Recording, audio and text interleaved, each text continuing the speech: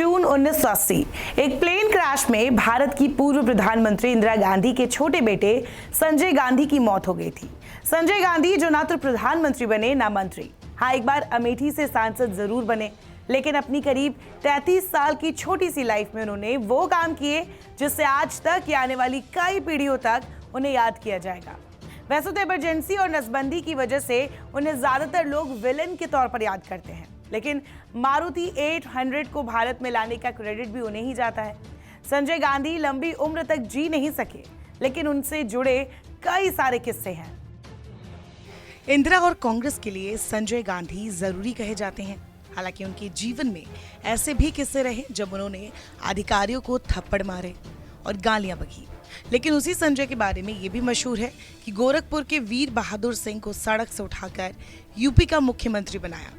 तो देश की पहली कार से लेकर इमरजेंसी तक संजय गांधी कैसे जिम्मेदार थे, कि उन्हें इंदिरा गांधी का असल उत्तराधिकारी कहा जाता है और कैसे उनकी जिद से लाखों लोगों ने जबरन नसबंदी झेली। इतिहास ने संजय गांधी को कई तरीके से याद रखा हुआ है। राजीव गांधी के उलट संजय एक लापरवाह या गैर जिम्मेदार भाई बताए गए। कभी उनकी पहचान हुई एक ऐसे बेटे के तौर पर जिसने मां की सत्ता का इस्तेमाल अपने लिए ज्यादा किया, अपने लिए भी नहीं बल्कि अपनी जिद के लिए। गांव के बुजुर्ग आज भी अपनी स्मृति में संजय गांधी की जबरदस्ती नसबंदी योजना जिंदा रखे हुए हैं। आरोप लगता है कि आपातकाल के लिए जिम्मेदार इंदिरा थी, लेकिन पीछे का दिमाग संजय थे।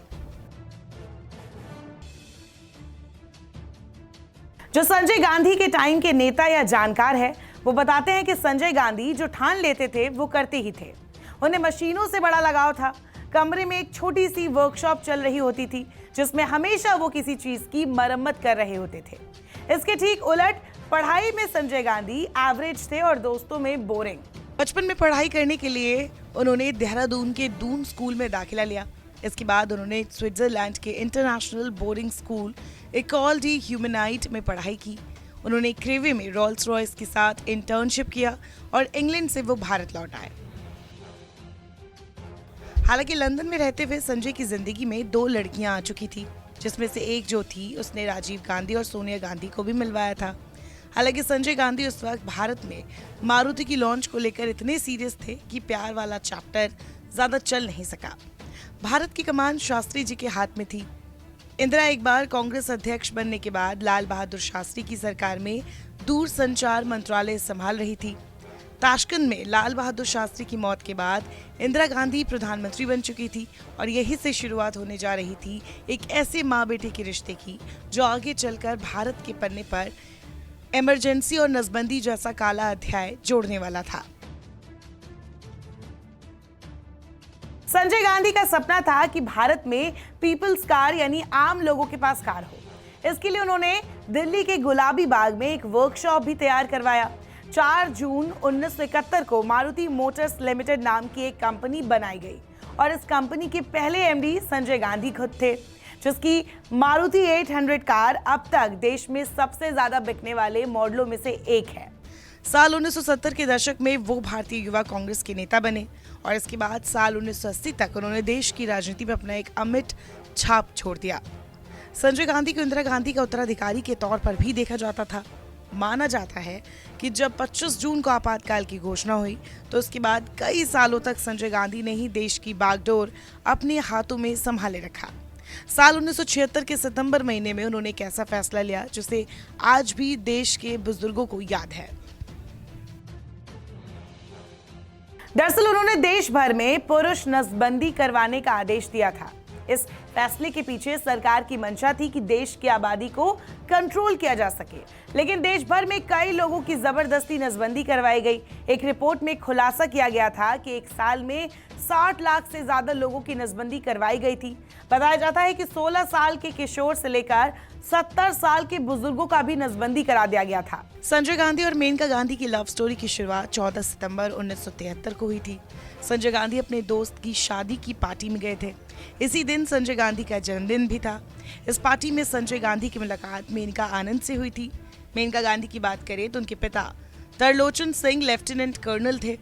वहीं जब उनकी संजय से मुलाकात हुई थी तो वो महज 17 साल की थी। वे संजय उनसे 10 साल बड़े थे।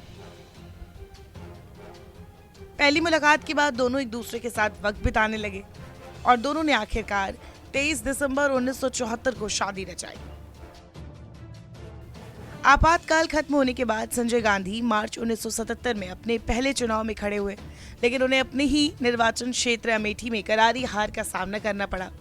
हार की सबसे बड़ी वजह आपातकाल थी, जिससे लोग कांग्रेस से खफा थे।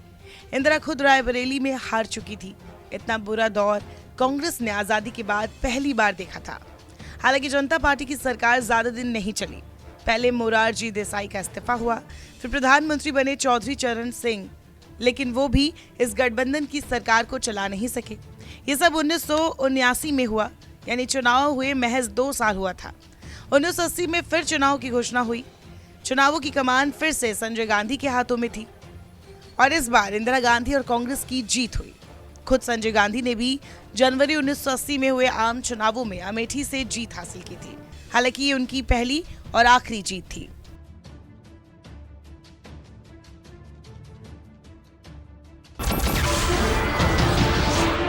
नमस्कार, मैं हूं मानक गुप्ता। अगर आपको हमारा ये वीडियो पसंद आया हो तो इसे लाइक और शेयर जरूर करें और हाँ, हमें सब्सक्राइब और फॉलो करना ना भूलें ताकि आप देश और दुनिया की कोई खबर मिस ना करें। तो जुड़े रहिए हमारे साथ और देखते रहिए न्यूज़ 24।